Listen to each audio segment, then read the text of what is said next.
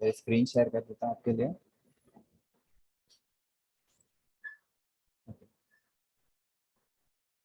ये हमारी web page है जो हमने कुछ दिनों पहले बनाई हुई थी, आपको याद होगी। इसे मैं ओपन करके इसका आउटपुट दिखाता हूँ। कोड से हम इसे ना पहचान पाए, लेकिन आउटपुट की हेल्प से हम इसे पहचान सकते हैं। हमने ये पेज क्रिएट की थी अबाउट अस के लिए, हेडिंग्स क्रिएट की थी, पैराग्राफ क्रिएट किए थे, इमेजेस ऐड किए थे। हमने कुछ CSS का एक ग्लिम्स देखा कि किस तरह से हम टेक्स्ट के कलर को चेंज कर सकते हैं। लिंक्स क्रिएट की जिसपे हम क्लिक करते हैं तो हमारा जो पेज होता है वो हमें दूसरे पेज की तरफ डाइवर्ट कर देता है। तो इस तरह से लिंक्स और ये सारी चीज़ें वर्क कर रही थी। आज की क्लास में मैं आपको बताना चाहता हूँ कि किस तरह से हम कुछ इंपॉर्टेंट टैग्स को यूज़ करेंगे जो हमारे वेब पेज को काफ़ी अट्रैक्टिव बना देते हैं।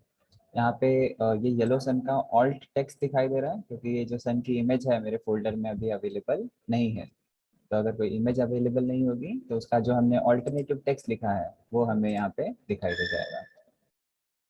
तो वॉइस लो आ रहा है, एक सेकंड। हेलो, क्या आपको मेरी आवाज़ सुनाई दे रही है ठीक से? यस। क्या आवाज़ अभी ठीक से आ रही है निखिल? Yes, okay fine. तो लेट्स मूव अहेड। नेक्स्ट मैं आपको एक टैग के बारे में बताता हूँ जिसका नाम है आई फ्रेम, या एक जिसका नाम है आई फ्रेम। सो आई फ्रेम टैग को मैं यूज़ कर सकता हूँ जैसे हमें किसी कोई कोई जो वीडियो है किसी पेज पे, उस वीडियो को मुझे अगर लिंक करना है मेरे वेब पेज पे, तब मैं आई फ्रेम टैग को यूज़ कर सकता हूँ। जैसे कि मैं यूट्यूब पे चले जाता हूँ।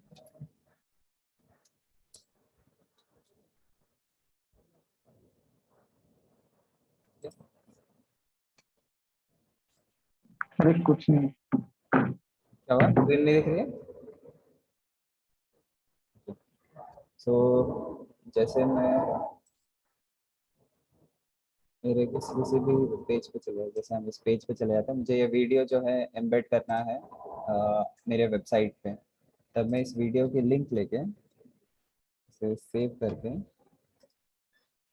इस URL में ऐड कर देता हूँ। यहाँ पे मैं लिंक में ऐड कर देता हूँ। तो मैं क्या कर रहा हूँ, मेरे आई फ्रेम टैग में मैंने एक वीडियो सिलेक्ट की यूट्यूब से, उस वीडियो के लिंक को मैं यहाँ पे ऐड कर देता हूँ। ठीक है, इसे मैं सेव करता हूँ। सेव करके मैं मेरे आउटपुट पे चेक करता हूँ।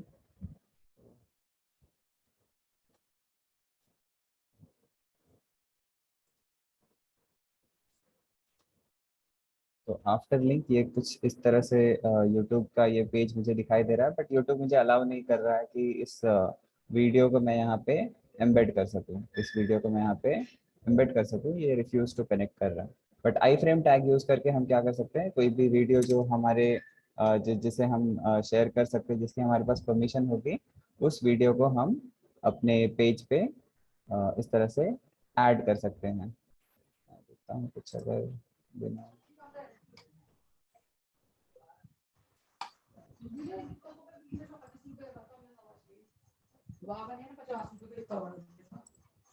मत रो लेना बंद करो उससे।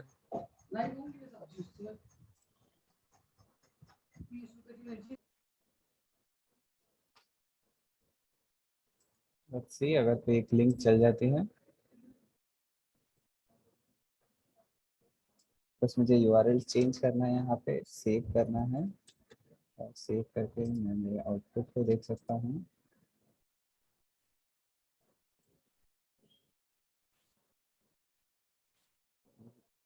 सो आई गेस आई फ्रेम में कुछ इश्यू होगा। ठीक है, तो अगर अगर यूट्यूब मुझे अलाउ करेगा, रिफ्यूज, मुझे यूट्यूब यहाँ पे इस वीडियो को मेरे पेज पे एम्बेड करने की परमिशन नहीं दे रहा है, इसलिए मैं इस पेज को यहाँ पे ये वीडियो को यहाँ पे व्यू नहीं कर पा रहा, एम्बेड नहीं कर पा रहा है। मैं इसकी सेटिंग्स चेंज करता हूँ, चेक करता हूँ।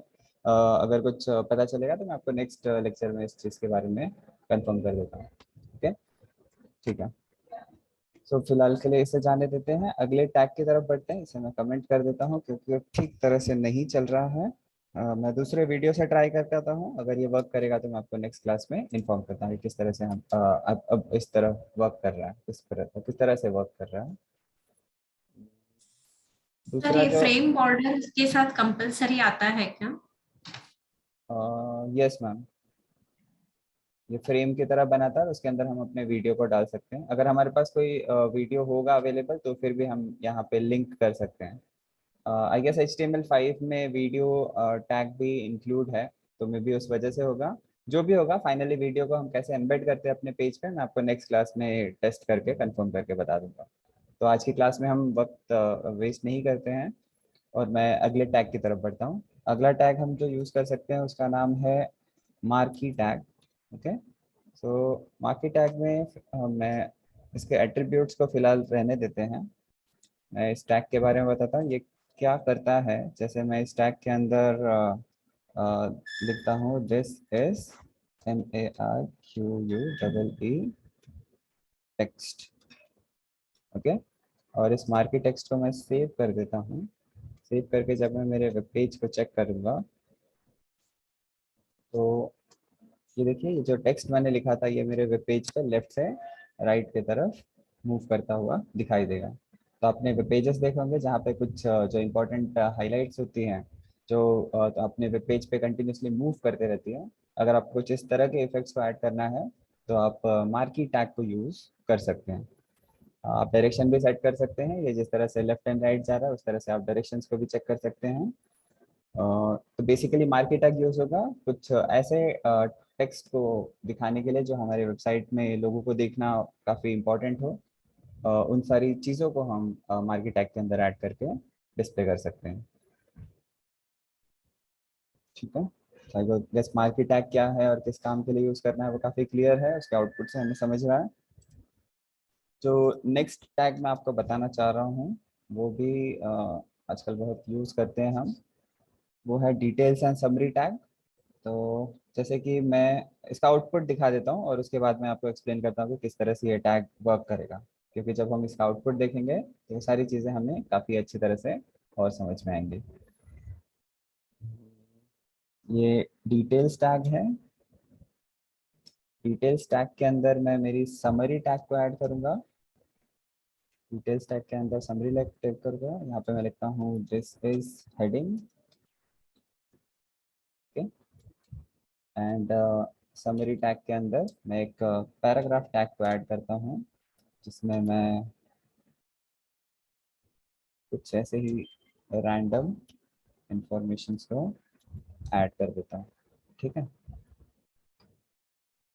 तो मैंने क्या किया, यहाँ पे एक न्यू टैग ऐड किया जिसका नाम है डिटेल्स। डिटेल्स टैग यहाँ पे शुरू हो रहा है, एंड में खत्म हो रहा है। इसमें मैंने एक समरी टैग ऐड की, यहाँ पे नेस्टिंग है। समरी टैग है, समरी में मैंने हेडिंग्स को लिखा हुआ है और यहाँ पे मैंने एक पैराग्राफ को इंक्लूड किया है जो एक रैंडम टेक्स्ट को रिप्रेजेंट कर रहा है। मैं इसे सेव कर लेता हूँ। सेव करके जब मैं आउटपुट चेक करूँगा तो मार्केट टैग के नीचे देखिए यहाँ पे दिस इज हेडिंग करके दिखा रहा है और यहाँ पे एक बटन भी आएगा। जैसे मैं इस बटन को क्लिक करूँगा ये नीचे की पैराग्राफ मुझे दिखाई देगी। अगर मैं इस बटन पे फिर से क्लिक करूँगा तो जो नीचे का पैराग्राफ था वो यहाँ से गायब हो जाएगा। तो इसे और अच्छे से दिखाने के लिए मैं एक और पैराग्राफ ऐड कर देता हूँ डिटेल टैग के नीचे। यहाँ पे मैं एक सेक्शन क्रिएट कर देता हूँ HR और फिर एक डिवीजन के अंदर इस पैराग्राफ को ऐड कर देता हूँ।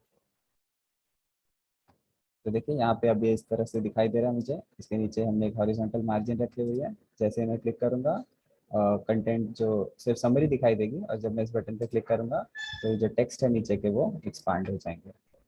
तो इस तरह से हम डिटेल्स एंड समरी टैग को यूज़ कर सकते हैं। जो हमारी मेन जो कंटेंट होगी जो हमेशा दिखनी चाहिए उसको हम समरी के सेक्शन में लिखेंगे और ये बटन क्लिक होने के बाद में जो भी कंटेंट मुझे दिखाई देना चाहिए वो हम समरी टैग के बाहर डिटेल्स टैग के अंदर लिख के रखेंगे। तो आई होप आपको आज जो मैंने HTML के टैग्स बताए वो समझ में आए होंगे। आई फ्रेम के बारे में मैं आपको किसी और क्लास में बता दूंगा। आज जो हमने इंपॉर्टेंट टैग्स देखे वो मार्की टैग है जो हमारे टेक्स्ट को किसी भी डायरेक्शन में मूव करने में हेल्प करेगा और उसके बाद में हमने डिटेल्स और समरी टैग को यूज़ किया है। ठीक है, तो आई गेस आपको ये समझ में आ गया होगा। अगर ये बातें आपको समझ में आ गई तो प्लीज़ चैट सेक्शन में यस लिख के बताइए, ताकि मैं अब नेक्स्ट जो हमारा टॉपिक है, प्लीज़ आप म्यूट करेंगे, डिस्टर्ब हो रहा है। फाइन। सो निखिल को समझ में आ गया, वाटर विद्या जी को समझ में आ गया है। बाकी लोगों को क्या ये दोनों जो आज हमने नए टैग यूज़ किए वो समझ में आए कि किस तरह से हम मार्की टैग और समरी टैग को यूज़ करेंगे? ओके। और जैसे कि मैंने आपको बताया हुआ है कि अगर आपको मार्की टैग के बारे में ज़्यादा जानना है या डिटेल्स टैग के बारे में ज़्यादा समझना है, आप एमडीएन रेफरेंस पे क्लिक करके जा सकते हैं और इसमें क्या क्या ऑप्शन है, क्या क्या वेराइटी उन्हें ट्राई कर सकते हैं। ठीक। सो इस तरह से हम अपने पहले सेक्शन ऑफ HTML को सक्सेसफुली फिनिश करते हैं और नेक्स्ट सेक्शन की तरफ मूव करते हैं जिसका नाम है CSS। ओके। तो ये शुरू करने के पहले मैं आपको कुछ चीज़ें बता देता हूँ कि CSS हम किस लिए यूज़ करते हैं और फिर हम CSS में इंटरनल क्या क्या वर्किंग है, कैसे वर्क करता है, उन सारी चीज़ों को जानेंगे। ओके। तो आई गेस आपको याद होगा मैंने बताया था कि ये जो इंटरनेट वर्क करता है उसमें वो सिर्फ हमारे कंप्यूटर पे पूरी दुनिया नहीं है, ये दुनिया हमारे कंप्यूटर के बाहर है। तो अगर ये बॉक्स हमारा कंप्यूटर रिप्रेजेंट करता है तो इनके बीच में एक बहुत बड़ी दुनिया है जिसे हम इंटरनेट कहते हैं। और इस इंटरनेट की दुनिया में कहीं पे तो एक सर्वर होता है जो हमें हमारा जो डेटा होता है, जो हम इंफॉर्मेशन व्यू कर रहे हैं, वो हमें सर्व करने में हेल्प करता है। ओके। तो हमने देखा था कि एक क्लाइंट मशीन होता है, okay? बीच में हमारा इंटरनेट होगा, और एंड में लास्टली हमारे पास होगा एक सर्वर। तो जो हमारा इंटरनेट है वो क्लाइंट सर्वर आर्किटेक्चर पे वर्क करता है। क्लाइंट रिक्वेस्ट करेगा सबसे पहले, अगर हम इंटरनेट से कनेक्टेड होंगे तो ही हमारी रिक्वेस्ट जो होगी वो सर्वर तक पहुंचेगी। ओके। तो सबसे पहला काम क्या होता है, हमारा जो कंप्यूटर होता है वो इंटरनेट से अगर कनेक्टेड है तो वो एक रिक्वेस्ट करेगा, और जैसे ही ये रिक्वेस्ट सर्वर तक पहुंचेगी सर्वर क्या करता है, उसके लिए एक रिस्पांस जनरेट करता है। जैसे हम किसी से कोई क्वेश्चन पूछते हैं और वो हमें आंसर देता है, वैसे सर्वर से क्लाइंट ने एक क्वेश्चन किया जिसका आंसर सर्वर इंटरनेट की हेल्प से जिसका आंसर सर्वर जो होगा इंटरनेट की हेल्प से हमें प्रोवाइड कर देगा, और उसे हम कहेंगे रिस्पॉन्स, जो हमें इंटरनेट की हेल्प से डिलीवर हो जाता है। कहीं पे भी अगर इंटरनेट डिस्कनेक्ट होता है तो जो आउटपुट हमें दिखना चाहिए वो हमें दिखाई नहीं देगा, और मैंने ये भी बताया था कि जो रिस्पांस हम रिसीव करते हैं उसमें मेनली 3 चीज़ें होती हैं। पहला जो चीज़ होता है वो है HTML, दूसरी जो चीज़ है वो है CSS, और तीसरी जो चीज़ है वो है जावास्क्रिप्ट। तो ये 3 चीज़ें हमें इंटरनेट से सर्वर के थ्रू हमारे क्लाइंट मशीन पे रिसीव होती है, जिसमें से आप थोड़ी बहुत HTML के बारे में जानकारी कर चुके हैं कि HTML क्या होता है। आज की क्लास में हम देखेंगे कि किस तरह से हम CSS को यूज़ कर सकते हैं, और वो किस काम के लिए हमें हेल्प करेगा। ओके। तो क्या मुझे कोई बता सकता है कि HTML किस लिए यूज़ कर रहे हैं, HTML का मेन रोल क्या है? इस पूरे जो जो हमने आज पूरे क्लासेस कंप्लीट किया, क्या कोई बता सकता है कि HTML का मेन रोल क्या है यहाँ पे? HTML क्यों है, क्या ज़रूरत है HTML की? अगर HTML नहीं होगा तो क्या होगा? इनमें से किसी का भी आंसर कोई समझ पा रहा है तो प्लीज़ चैट बॉक्स में दीजिए। अगर आप HTML को समझ पाए हैं तो उसके बाद ही CSS क्या हेल्प करेगा हमारी, उसके बारे में जान पाएंगे। यस, कोई बता सकता है कि HTML बेसिकली हमें किस तरह से मदद कर रहा है? हाँ, HTML को अगर आपको डिस्क्राइब करना होगा तो आप एक वर्ड में उसे कैसे डिस्क्राइब करेंगे? तो चैट करके कोई टाइप करके बता सकता है तो प्लीज़। कोई रिस्पॉन्स नहीं लगता है, मैंने ठीक तरह से आपको सारी चीज़ें बता नहीं पाया। I am getting responses. Nikhil कह रहा है बेसिक वेब डिज़ाइनर, या फिर मैं कह सकता हूँ कि बेसिक जो रफ एक लेआउट होता है किसी चीज़ का। ओके। जैसे हम एक घर खरीदते हैं जिसमें कुछ इंटीरियर्स नहीं है, यानी कि कलरिंग नहीं है, कोई भी ब्यूटिफिकेशन नहीं है, जस्ट एक बेसिक स्ट्रक्चर खड़ा है। क्लाइंट क्या जो HTML होगा वो हमारे वेब पेज का एक बेसिक स्ट्रक्चर है, जो रिक्वायर्ड ही है। Okay, so HTML is always required. वो नहीं होगा तो हमारे पेज में कोई स्ट्रक्चर ही नहीं होगा। HTML बताता है कि हमारे पेज में कौन सा एलिमेंट कहाँ पे है और उसे किस तरह से लिखना है। ठीक है, तो जिस तरह से हमारे पास घर का अगर स्ट्रक्चर रेडी हो गया है, उसके बाद हम उसमें प्लास्टर करेंगे, कलर करेंगे, उसमें उसमें चीज़ें ला के रखेंगे, उसे और ब्यूटीफुल बनाएंगे। तो अगर हमें हमारे पेज को ब्यूटीफाई करना है तो उसके लिए हम CSS का यूज़ करेंगे, उसके लिए हम CSS का यूज़ करेंगे। जब CSS हो जाएगा उसके बाद नेक्स्ट हम जावास्क्रिप्ट के बारे में पढ़ेंगे।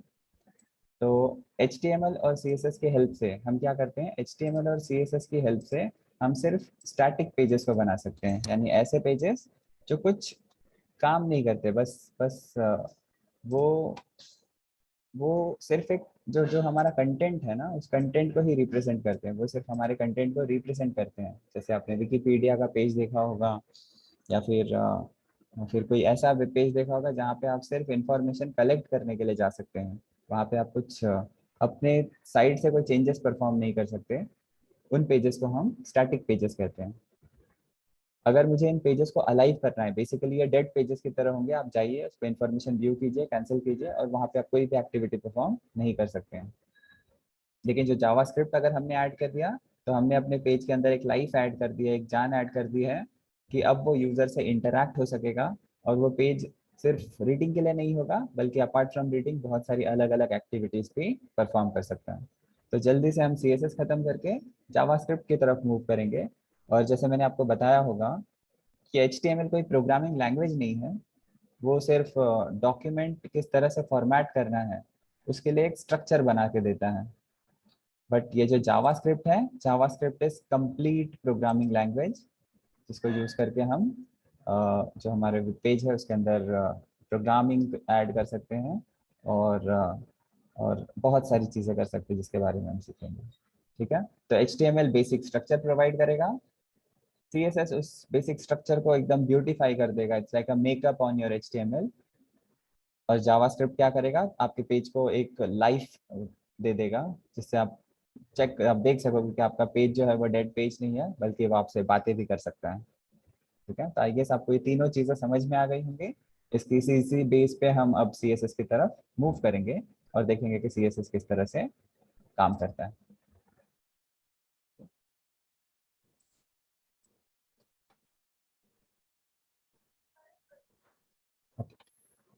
स्क्रीन फिर से शेयर कर देता हूँ। Sir yes ma'am. सर वो कल जो मैंने आपने बोला ना वो पेज, तो मैंने HTML का किया है, लेकिन वो इंडेक्स डॉट वाली फाइल ही नहीं बन रही। ठीक है, मैं आपको एक नई फाइल बना के दिखाता हूँ, आप बस उसी को फॉलो कर लीजिए। ठीक है सर।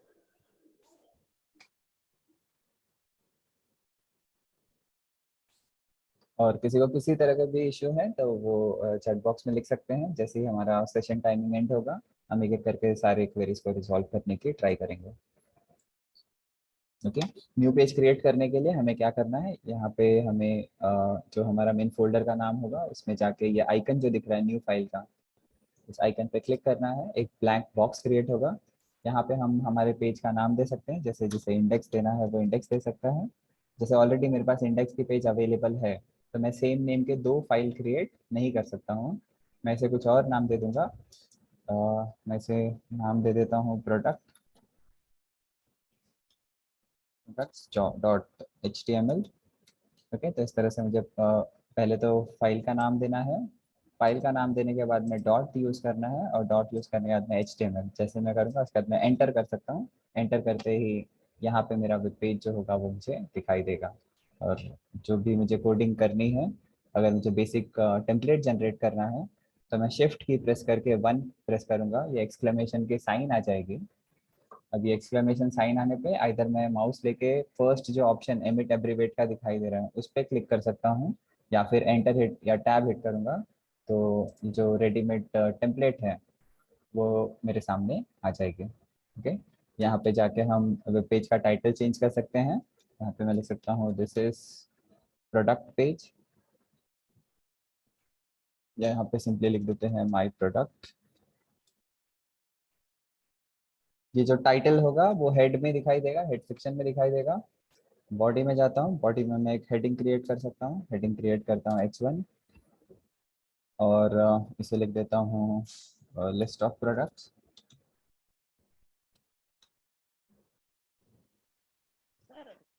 सर वो प्रोडक्ट वाली फाइल भी इनवैलिड ही बता रहा है सब, इंडेक्स वाली फाइल भी ठीक है मैम, मैं देख लेता हूँ आपका क्या मिस्टेक हो रहा है। ये सेशन एंड हो जाने दीजिए, तो उसके बाद मैं चेक कर लेता हूँ। ओके, सो इस तरह से हम न्यू फाइल क्रिएट कर सकते हैं, टाइटल ऐड कर सकते हैं, हेडिंग्स क्रिएट कर सकते हैं। आउटपुट देखने के लिए राइट क्लिक करना है, ओपन विथ लाइव सर्वर करना है और हमारा जो हेडिंग होगा वो हमें यहाँ पे दिखाई दे जाएगा। तो हमारा हेडिंग जो है यहाँ पे हमें दिखाई दे जाएगा। अब मैं क्या करना चाहता हूँ, मैं इस हेडिंग का कलर चेंज करना चाहता हूँ। मैं इस हेडिंग का क्या करना चाहता हूँ, कलर चेंज करना चाहता हूँ। तो जो स्टाइलिंग की पार्ट होगी, जो जो मेकअप का पार्ट हो गया, जो ब्यूटिफिकेशन का पार्ट हो गया, उसके लिए हमारे पास अलग लैंग्वेज है जिसे हम कहते हैं CSS। जिसे हम कहते हैं CSS जो होता है उसे कहते हैं, CSS का जो फुल फॉर्म होता है उसे हम कहते हैं कैस्केडेड स्टाइल शीट। और इसका जो काम होता है वो ये है कि हमारे ये वेब पेज को ब्यूटीफाई करने के लिए, ब्यूटीफुल बनाने के लिए हेल्प करेगी। तो ये एक अलग लैंग्वेज है, इसके अलग फॉर्मेट है, अलग सिंटैक्स है, अलग रूल्स है जो यूज होंगे हमारे वेब पेज को ब्यूटीफाई करने के लिए। तो जो सबसे इजी तरीका है और जो हम रिकमेंड नहीं करते हैं उसे हम कहते हैं इनलाइन CSS। तो सबसे पहले हम देखेंगे कि इनलाइन CSS को कैसे ऐड करना है। तो मैं यहाँ पे लिखूंगा कि मुझे क्या करना है, इनलाइन CSS देखना है। जो ये पहला तरीका है जिसकी हेल्प से हम क्या कर सकते हैं, जो जो हमारे वेब पेज हैं उनको हम स्टाइल करेंगे। तो ये तरीका आपको पता है। मुझे क्या करना है, H1 टैग के अंदर जाना है। टैग के अंदर जाके मैं स्टाइल एट्रीब्यूट ऐड कर सकता हूँ, या हम रिवर्स, ठीक है, यहाँ पे मैं स्टाइल एट्रीब्यूट ऐड कर देता हूँ। स्टाइल एट्रीब्यूट में मैं चाहता हूँ कि मुझे कलर चूज करना है और ये जो कलर होना चाहिए वो होना चाहिए रेड। जो कलर होना चाहिए वो क्या होना चाहिए, रेड। ठीक, तो मैंने टैग के अंदर मूव किया, टैग के अंदर मैंने स्टाइल एट्रीब्यूट ऐड की। स्टाइल एट्रीब्यूट के अंदर मैंने एक कलर सेक्शन को चूज किया। ये पूरा जो इक्वल टू के बाद स्टाइल के बाद इक्वल टू लिखना है और डबल कोट्स के अंदर हमें CSS की डिटेल्स देनी है। तो यहाँ पे मैंने चूज किया कि जो मेरा H1 है उसका कलर मुझे क्या करना है, रेड करना है। अब अगर मैं इसे सेव करूँगा, सेव करके जब मैं आउटपुट को व्यू करूँगा तो जो मेरी हेडिंग है वो मुझे रेड कलर की दिखाई दे जाएगी। जो मेरी हेडिंग है मुझे रेड कलर की दिखाई दे जाएगी। जो दूसरा तरीका है जिसे हम कहते हैं इंटरनल CSS, जिसे हम कहते हैं इंटरनल CSS, तो हम क्या कर सकते हैं, हमारे पेज में इंटरनल CSS को ऐड कर सकते हैं। तो हेड सेक्शन में जाके या कहीं भी मैं एक टैग क्रिएट करता हूँ जिसका नाम है स्टाइल, जिसका नाम है स्टाइल। ठीक है, तो स्टाइल एक टैग है जिस तरह से हमने बाकी सारे टैग्स देखे थे। HTML में एक टैग है जिसका नाम है स्टाइल। स्टाइल टैग को यूज करेंगे हम समझने के लिए कि ये किस तरह से हमें हेल्प करेगा। ये होता है हमारा इंटरनल तरीका CSS को ऐड करने का। ये एक दूसरा तरीका है अगर मुझे CSS इंक्लूड करना है या डिजाइनिंग इंक्लूड करनी है मेरे वेब पेज पे। ओके, तो यहाँ पे पहले डिफरेंस है HTML और CSS में। अगर मुझे HTML में कमेंट्स देना है, अगर मुझे HTML में कमेंट्स देना है तो कुछ इस तरह से हम HTML के अंदर कमेंट्स को ऐड कर सकते हैं। और अगर मुझे CSS में कमेंट देना है, अगर मुझे CSS लैंग्वेज जो है हमारे पास उसमें कमेंट करना है तो स्लैश और स्टार यूज करके, और जहाँ पे कमेंट की चीज़ें एंड हो रही है वहाँ पे स्टार और स्लैश यूज करना है। ओके, सो ये बेसिकली CSS का तरीका है कमेंट देने के लिए। तो यहाँ पे मैं ऐड कर देता हूँ, ये क्या है, CSS कमेंट्स है। और यहाँ पे जो हमने लिखा वो क्या है, वो HTML का तरीका है CSS ऐड करने का। ठीक है, अब स्टाइल टैग के अंदर हम अपनी बेसिक CSS के बारे में जो लिखना है वो लिख सकते हैं। मैं यहाँ पे चाहता हूँ कि जो मेरा H1 टैग है, जो मेरा H1 टैग है उसे मुझे स्टाइल करना है। तो मैं यहाँ पे लिखूंगा H1, यानी कि मुझे H1 टैग को क्या करना है, स्टाइल करना है। मैं क्या करना चाह रहा हूँ, H1 टैग का जो कलर है, जो H1 टैग का कलर है उसे मैं ब्लू करना चाहता हूँ, उसे मैं ब्लू करना चाहता हूँ। ओके, मैं इसे सेव करता हूँ। यहाँ पे देखिए मैं दोनों इम्पोज कर रहा हूँ। सबसे पहले मैं मेरे HTML को कह रहा हूँ कि आप क्या करो, ये जो हेडिंग H1 है उसे रेड कर दो। अच्छा है, सेक के देंगे, सेक के देंगे, इसको सेक के देना, सुना है, भुट्टा खाना है कच्चा। बहुत सारे काम करने पड़ते हैं, पढ़ाना भी पड़ता है, क्लास भी मैनेज करनी पड़ती है।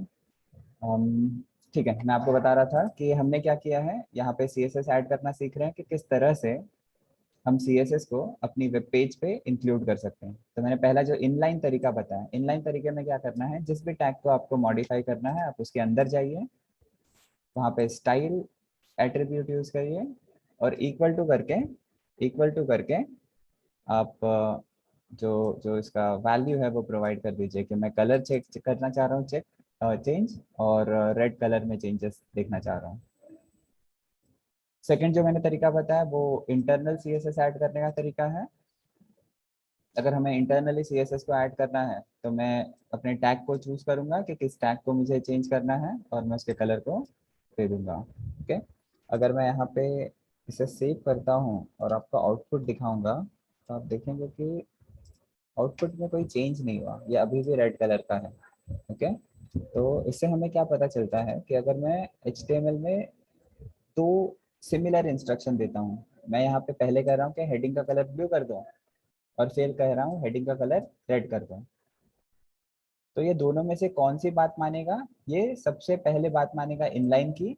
अगर इनलाइन में कुछ नहीं होगा तब ये इंटरनल पे जाएगा, और अगर इंटरनल में कुछ नहीं जाएगा तब वो थर्ड तरीके को पकड़ेगा। तो अभी फिलहाल मैं, अगर मुझे इस हेडिंग को ब्लू कलर करना है तो मुझे बताना पड़ेगा कि आप इंटरनल, ये जो हमने इनलाइन CSS लिखा है इसके बाद मत मानो, इसके बाद क्या करो, मत मानो, इसके बाद जो है मत मानो। मैं इसे यहाँ से कट कर देता हूँ। ओके, और मैं कह रहा हूँ कि मुझे इनलाइन कोई चीज़ नहीं सुननी है, जो इंटरनल CSS है उस पर फोकस रखना है। तो मैं यहाँ पे सेव कर देता हूँ। सेव करने के बाद में जब मैं मेरे आउटपुट को चेक करूँगा तो सिंस यहाँ पे अब इनलाइन कोई इंस्ट्रक्शन नहीं मिल रही है, वो अब नेक्स्ट लेवल पे जाएगा और देखेगा कि इनलाइन कोई इंस्ट्रक्शन नहीं है तो क्या इंटरनल में कुछ कमांड है स्टाइलिंग की, और उसे यहाँ पे अब इंटरनली एक कमांड मिल रहा है। उसे यहाँ पे इंटरनली कमांड मिल रहा है कि आप जो ये हेडिंग है उसे क्या करो, ब्लू कलर में डिस्प्ले कर दो। तो मेरी हेडिंग का जो कलर है वो और रेड से ब्लू कलर में चेंज हो गया। ओके, आपको मैं ये फाइल दे दूंगा, इसलिए मैं क्या करता हूँ कि ये जो चेंजेस है मैं इसे कमेंट आउट रखता हूँ और कंट्रोल सेट कर देता हूँ। ओके, मैं यहाँ पे एक और हेडिंग क्रिएट कर देता हूँ ताकि डिफरेंस हमें क्लियर हो जाए। कंट्रोल V, ये मुझे एक H2 टैग कर देता हूँ, यहाँ से इनलाइन CSS हटाता हूँ। ओके, और this is list of product 2 कर देता हूँ और ये मेरी लिस्ट ऑफ प्रोडक्ट 1 है। ओके, ये जो है ये इनलाइन से आ रहा है और ये जो कलर चेंज होगा वो किस वजह से होगा, इंटरनल से होगा। ओके, और मैं यहाँ पे H1 के बदले H2 टैग को यूज करता हूँ। तो देखिए मैं आपको दो तरीके बता रहा हूँ CSS किस तरह से हम यूज कर सकते हैं अपनी पेज पे। सर आपने ये H2 चेंज नहीं किया क्लोजिंग टाइम कहाँ पे? H2 के इसमें सर नीचे अच्छा पीछे, okay okay okay, thank you so much. ठीक है, सो मैंने यहाँ पे इसे H2 टैग कर दिया। H2 टैग की आप देखिए जो स्टाइलिंग है मुझे इंटरनल CSS में मिलेगी, H2 टैग की जो स्टाइलिंग है वो कहाँ मिलेगी मुझे, इंटरनल में। और H1 टैग की मैंने कहाँ पे स्टाइलिंग की है, इनलाइन में। ठीक है, यानी H1 जो होगा वो मुझे रेड कलर में दिखाई देगा और जो H2 है वो मुझे ब्लू कलर में दिखाई देगा। मैं इसे सेव करता हूँ और सेव करके जब आउटपुट को चेक करूंगा तो आप देखेंगे जो हेडिंग है वो रेड कलर में दिखाई दे रही है H1, और जो दूसरी सब हेडिंग H2 है वो ब्लू कलर से दिखाई दे रही है।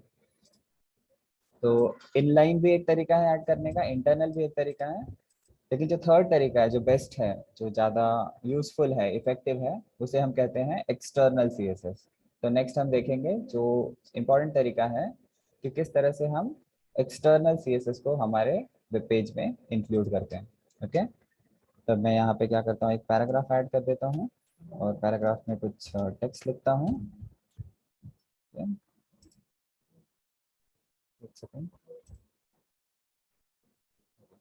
तो ये मैंने पैराग्राफ ऐड किया, सेव करता हूँ। सेव करके अगर आउटपुट चेक करेंगे तो देखेंगे पैराग्राफ में हमने अभी तक कोई स्टाइलिंग ऐड नहीं की है। पैराग्राफ में अभी तक कोई स्टाइलिंग ऐड नहीं की है, ठीक है। अब मैं चाहूंगा कि मैं इस पैराग्राफ में क्या करूँ, कोई स्टाइलिंग ऐड कर दूँ।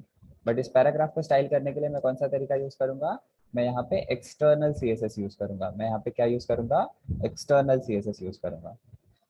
कहीं पे मैं लिख देता हूँ यहाँ पे कि this is styled by external CSS। तो यहाँ पे क्या है, एक्सटर्नल CSS के थ्रू मैं इन चीजों को ब्यूटीफाई करूंगा, ठीक है। अब ये एक्सटर्नल का क्या मतलब है, पेज के बाहर होगा। एक्सटर्नल का आपको मीनिंग पता होगा, इंटरनल मतलब अंदर का बात है और एक्सटर्नल मतलब बाहर की बात है। यानी अब जो मैं CSS लिखने वाला हूँ, अब जो मैं CSS लिखने वाला हूँ वो इस पेज के बाहर होगा। यानी मुझे एक नया पेज क्रिएट करना है। मैं जाऊंगा मेरे एक्सप्लोरर के पास न्यू फाइल क्रिएट करूंगा और यहाँ पे मैं एक CSS फाइल क्रिएट करता हूँ। मैं मेरे CSS का नाम दे देता हूँ style.css। आप कोई भी नाम ले सकते हैं। मैंने क्या नाम दिया, style.css। नाम कुछ भी हो सकता है, लेकिन जो इसका एक्सटेंशन होगा वो .css से होना चाहिए। एक्सटेंशंस बहुत ही इंपॉर्टेंट होते हैं, अगर हम उनमें कोई मिस्टेक कर देंगे तो जो उसका पर्पस है वो फेल हो जाएगा। तो एक्सटेंशन इंपॉर्टेंट है, नाम हम कोई भी चूज कर सकते हैं। मेरी CSS फाइल यहाँ पे रेडी हो गई। अभी तक हमने कोई CSS नहीं लिखा है। मैं क्या करना चाह रहा हूँ, मैं मेरे पैराग्राफ को फॉर्मेट करना चाह रहा हूँ। मैं मेरे पैराग्राफ को क्या करना चाहता हूँ, फॉर्मेट करना चाहता हूँ। इसलिए मैं P टैग को यूज़ करूँगा। यहाँ पे P टैग के बाद में कर्ली ब्रैकेट्स आएंगे, ठीक है।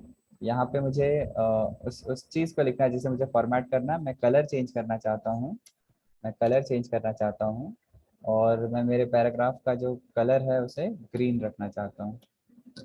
मेरे पैराग्राफ का जो कलर है वो मैं ग्रीन रखना चाहता हूँ, ओके। VS कोड में एक और बेनिफिट है कि मैं यहाँ पे जाके RGB के मदद से कोई भी कलर चूज कर सकता हूँ जिसके साथ आप एक्सप्लोर कर सकते हैं। मैं इसे सेव करता हूँ। सेव करने के बाद में जब आउटपुट को चेक करूँगा तो ये नहीं हुआ अभी तक, क्यों नहीं हुआ, इसे सेव कर देता हूँ मैं।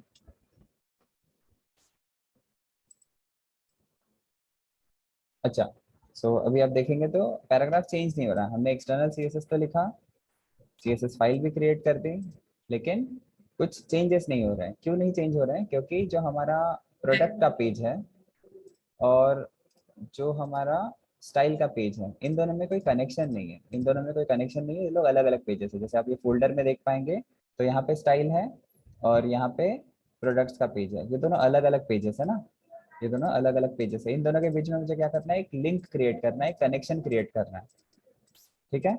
और कनेक्शन क्रिएट करने के लिए मैं प्रोडक्ट पेज में जाऊंगा, उसके हेडर के सेक्शन में जाके, मैं यहाँ पे एक लिंक क्रिएट करूंगा। मैं क्या करूंगा, यहाँ पे लिंक टैग को यूज करूंगा।